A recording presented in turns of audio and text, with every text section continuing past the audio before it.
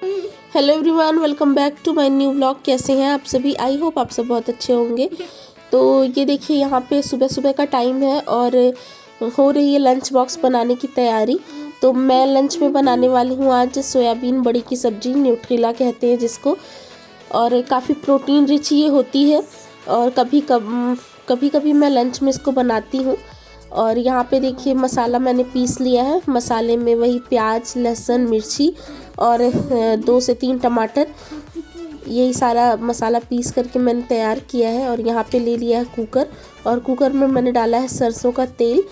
तो जो न्यूट्रीला थे ना, उनको मैंने सबसे पहले मतलब थोड़े से तेल में भून करके और उसके बाद उसको भीगने के लिए रख दिया था। अक्सर लोग भिगाने के बाद उसको भूनते हैं ना, लेकिन मैंने किसी को देखा ही है, किसी यूट्यूबर को ही देखा है कि वो जो है भूनने के बाद उसको भिगाती हैं और उससे ना टेस्ट भी बहुत अच्छा आता है। तो मैं भी अब ऐसे ही करती हूँ। तो उसको मैंने पहले ना अलग से कढ़ाई में थोड़ा सा भून लिया था कच्चा, और उसके बाद भिगा दिया था।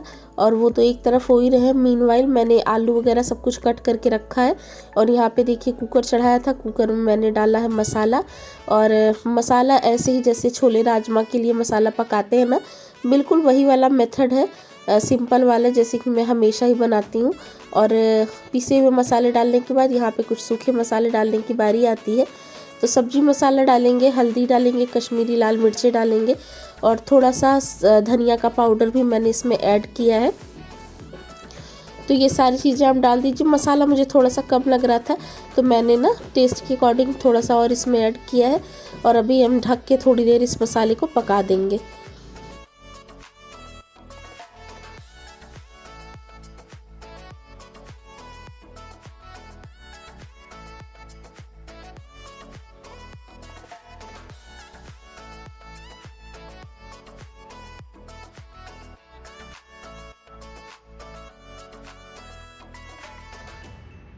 और थोड़ी देर ढकने के बाद जब वापस से आप कुकर का लिड हटाएंगे ना, तो इस तरह से मसाले में बुलबुले आने लगते हैं। तो जब आपका मसाला पकने वाला होता है ना, तो इस तरह से इसमें बुलबुले आते हैं और तेल जो भी आपने डाला हुआ होता है ना, वो ऊपर से सेपरेट हो जाता है।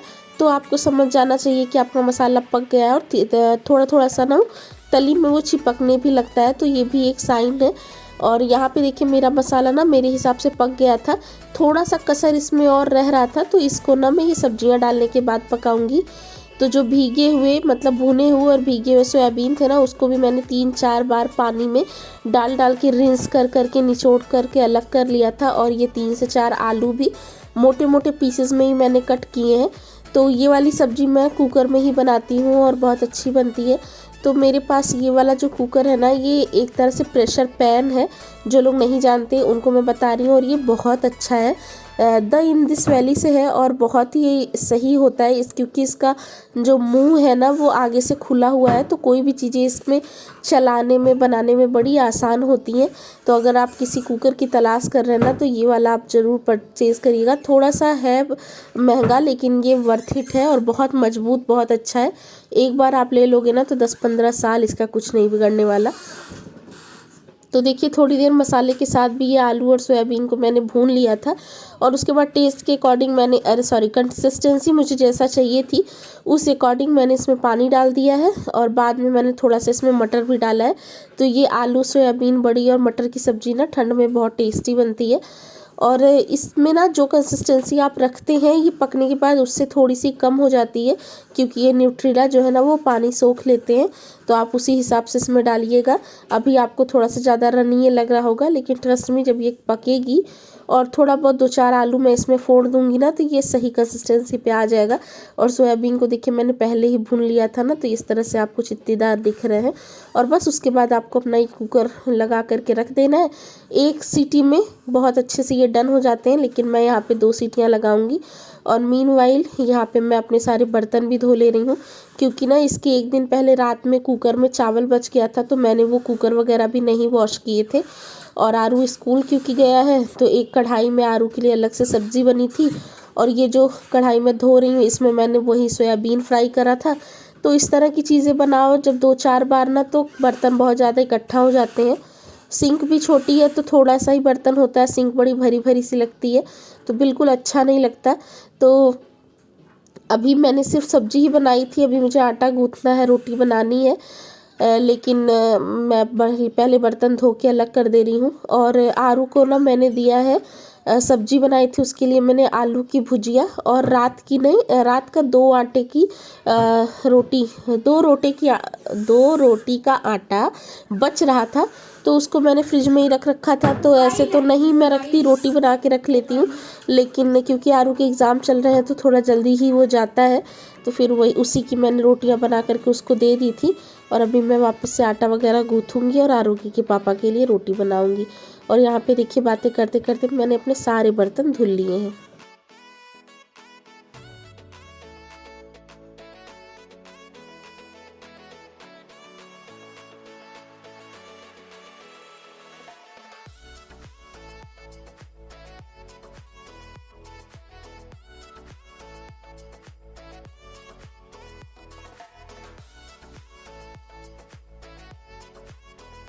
और यहाँ पे देखिए वो जो स्टैंड रखा जाता है ना साइड में, उसमें भी नीचे ना पानी चला जाता है थोड़ा थोड़ा, तो उसको भी दिन में 1 से 2 बार हटा करके पानी आपको वाइपर की हेल्प से खींचना पड़ता है, तो उसको भी मैंने कर दिया है साफ़। तो यहाँ पे ना एक बहुत बड़ा काम समझिए डन हो जा रहा है, क्योंकि सारा काम करने के बाद जो है बर्तन वर्तन धोना पड़ता है।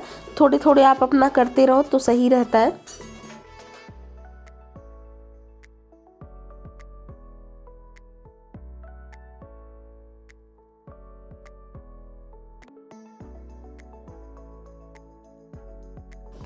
और यहाँ पे देखिए अब मैं लगा ले रही हूँ आटा, तो जो है फटाफट से आटा भी लगा करके रोटियां बना लूँगी। तो यहाँ पे मेरा सुबह का काम खाने का तो बेसिकली डन हो जाएगा।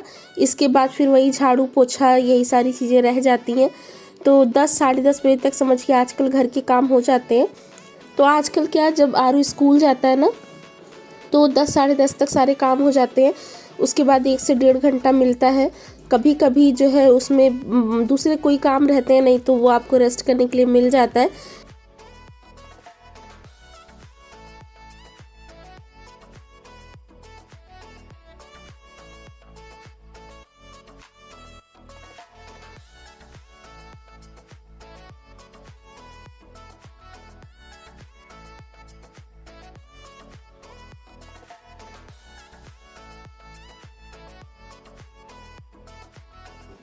तो आरोगी के पापा को ना पराठे या पूरी बहुत कम अच्छी लगती है। उनसे अगर मैं पूछती भी हूँ कि मैं मतलब आपको बना के दे दूँ, तो वो अक्सर ही मना कर देते हैं। गरम गरम तो खा लेते हैं, घर में जैसे अगर रहते हैं तो पराठे उनको अच्छे लगते हैं, पूरी तो वैसे भी नहीं पसंद है। और बाहर जब ले जाना होता है ना, तो उनको रोटी ही अच्छी लगती है, चाहे किसी भी चीज़ के साथ मैं बनाऊँ। और जो कि मुझे ना ट्रायंगल पराठे बहुत अच्छे लगते हैं, ठंडे भी और गरम भी। रोटी पूरी पराठे में से मुझे पराठे ही बहुत अच्छे लगते हैं, लेकिन वो रोटी खाते हैं तो उसमें घी भी लगा के दे दो तो उनको अच्छी लगती है। तो बस यहाँ पे उनके लिए रोटियां बना ले रही हूँ। सारी नहीं बनाऊंगी अभी, सिर्फ उनके जैसी बनाऊंगी, क्योंकि ठंड भी आ गई है ना, तो रोटियां ठंडी हो जाती हैं, और जब ठंडी हो जाती हैं तो ज़्यादा खाई भी नहीं जाती। तो मैं आटा रख देती हूँ, जब आरोग्य स्कूल से आता है ना, जब बनाती हूँ, या फिर जब मैं खाती हूँ तब बना लेती हूँ। और यहाँ पे देखिए सब्जी मेरी बिल्कुल पक गई थी, तो इसमें से 2-4 आलू जो है ना वो मैं इसी में फोड़ दूँगी, ताकि सब्जी थोड़ी सी गाढ़ी गाढ़ी सी हो जाए। और बस इसको फिर मैं लंच बॉक्स में डालूँगी, लेकिन उससे पहले इसको एक बर्तन में मैं निकाल लूँगी ताकि थोड़ी सी ठंडी हो जाए, क्योंकि थोड़ा सा ठंडा करके ही मैं लंच बॉक्स में पैक करती हूँ, नहीं तो ना थोड़ा सा डर लगता है लीड वीड का। वैसे तो आरोगी के पापा का जो लंच बॉक्स है वो स्टेनलेस स्टील का है, ऊपर का जो उसका बंद करने वाला ढक्कन है ना वो सिलिकॉन का है, लेकिन फिर भी एक सेफर साइड के लिए इस तरह की गर्म चीज़ें, सूखी सब्जी तो मैं ऐसे ही गर्म ही रख देती हूँ, लेकिन इस तरह से जब ग्रेवी वाली होती है ना, तो मैं अलग बर्तन में निकाल के थोड़ा सा पंखे के नीचे रख देती हूँ, तो ठंडा हो जाता है। उसके बाद ही मैं उसको पैक करती हूँ, और एक आधी रोटी फिर मैं यहाँ पे इनको खाने के लिए भी दे दूँगी।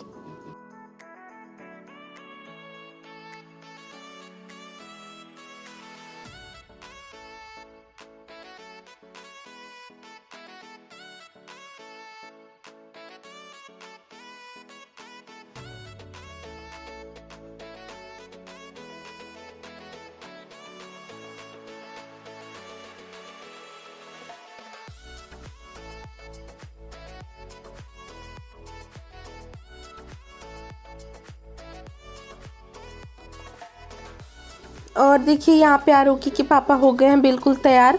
लंच वगैरह भी सब कुछ मैंने पैक कर दिया है। और सुबह के टाइम देखिए बेड की हालत, तो सब सो कर के उठते हैं, उसके बाद आरू तैयार होने लगता है, आरोगी के पापा तैयार होने लगते हैं, मैं लग जाती हूँ कामों में। तो यही हालत हो जाती है घर की।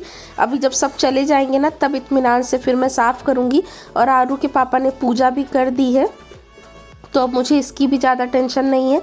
तो मैं आराम से अपना झाड़ू पोछा लगा करके और आराम से जो है फिर घर के काम करूँगी। मतलब क्योंकि जब पूजा नहीं हुई रहती ना तो भगवान जी क्योंकि सोए रहते हैं, कान्हा जी, उनको जगाने की जल्दी होती है, फिर बड़ी जल्दी जल्दी सारा काम करना होता है। और यहाँ पे आरू के पापा के लिए एक बॉटल भी मैं भर रही हूँ साथ में। वो आजकल ये वाला बॉटल ही ले जाते हैं, गर्मियों में वो ले जाते हैं जिसमें पानी ठंडा रहता है, और ठंड में तो ये नॉर्मल वाला ही लेकर जाते हैं। तो बस उनका खाना पानी सब कुछ बिल्कुल रेडी हो गया है और अब ये निकलेंगे ऑफिस के लिए। आरू जा चुका है स्कूल और 3-4-5 घंटे के लिए अब घर में बचूंगी सिर्फ मैं। तो मेरे ऊपर है कितना जल्दी मैं काम कर लूँ, चाहे आराम कर लूँ, चाहे अपनी वीडियो का कोई काम कर लूँ।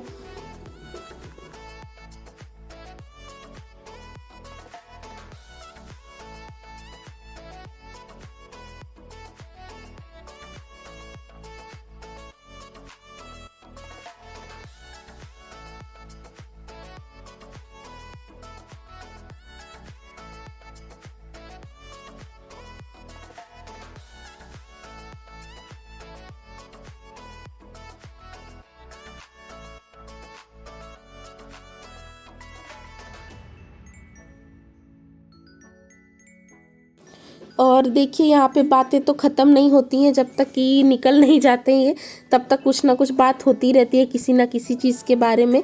तो यहाँ पे भी कुछ प्लान ही चल रहा था, शाम को एक्चुअली हमें कहीं जाना था ना, तो उस बारे में ही कुछ बात मैं कर रही थी। तो मैं यहाँ पे आराम से चेयर लेकर के बैठ गई हूँ, ये अपना शूज़ वगैरह पहन रहे हैं।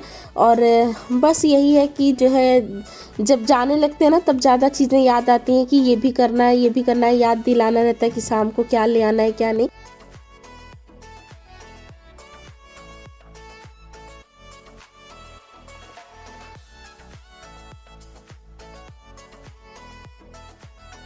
और देखिए ये है ना दोपहर का टाइम, मतलब आरू को स्कूल से लेकर के आ गई थी मैं।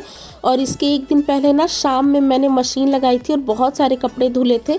तो उन कपड़ों को ना मैंने फैलाया नहीं था, क्योंकि जैसा कि आपको पता है आजकल शाम में ओस पड़ती है ना, तो मैंने कहा मशीन के सूखे हुए कपड़े हैं, सिर्फ एक आधी बार उनको धूप दिखानी रह गई थी, उनको 1-2 घंटे में वो सूख जाते। तो इसलिए मैंने उनको रात में नहीं डाला था छत पे, क्योंकि मैंने कहा ओस लग जाएगी, इसको फिर मैं दोपहर में ही डालूंगी।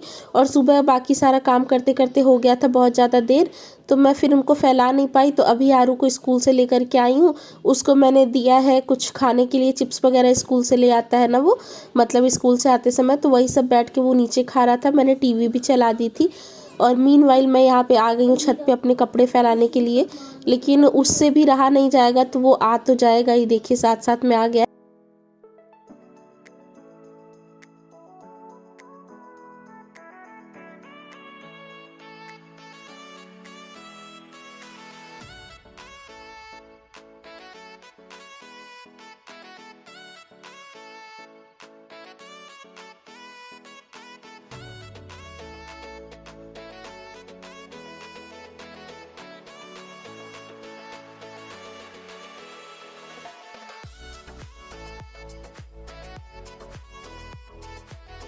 तो कुछ कपड़े तो देखिए वहाँ पे जो हमने तार बांध रखा है ना, टंकी का ही जो दीवार है उस पे ही बांध रखा है, वहाँ पे फैला दिया है। बाकी कुछ इस वाली ग्रिल पे फैलाऊंगी और थोड़े बहुत जो बचेंगे उसको नीचे वाली ग्रिल पे ले जाऊंगी।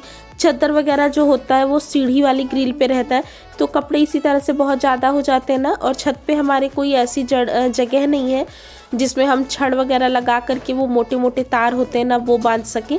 तो ऐसे ही कपड़ों को सुखाना पड़ता है। ठंड में तो आप जानते हैं कपड़े भी कितने ज़्यादा हो जाते हैं, तो थोड़ी सी प्रॉब्लम होती है, लेकिन किसी न किसी तरह मैनेज हो जाता है। खैर हम, मेरा तो समझिए ऊपर का है तो मुझे तो छत भी मिलती है, बाकी जो लोग नीचे हैं उनको ज़्यादा प्रॉब्लम होती है। और बस यहाँ पे देखिए शाम हो गई है, उसके बाद आरोगी के पापा आ गए थे ऑफिस से, यहाँ पे हमने चाय वगैरह पिया और उसके बाद बाहर का ही कुछ काम था तो हम चले गए बाहर। और उसके बाद हम बाहर से खाना वाना भी खा करके आए थे। और वहाँ पे फिर मैंने कुछ भी रिकॉर्ड नहीं किया क्योंकि मेरा फ़ोन भी हो गया था स्विच ऑफ। और यहाँ पे आरू के पापा आने के बाद अभी शूज़ वूज़ उन्होंने उतारा नहीं है क्योंकि हमें तुरंत ही जाना है, कुछ काम रह गया था आरू के पापा का ज़रूरी।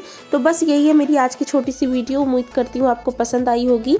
पसंद आई हो तो वीडियो को एक लाइक ज़रूर दीजिएगा और चैनल पे नया है तो चैनल को सब्सक्राइब करिएगा। और मैं आपसे मिलूंगी जल्द ही नए व्लॉग में। जब तक के लिए take care and bye bye.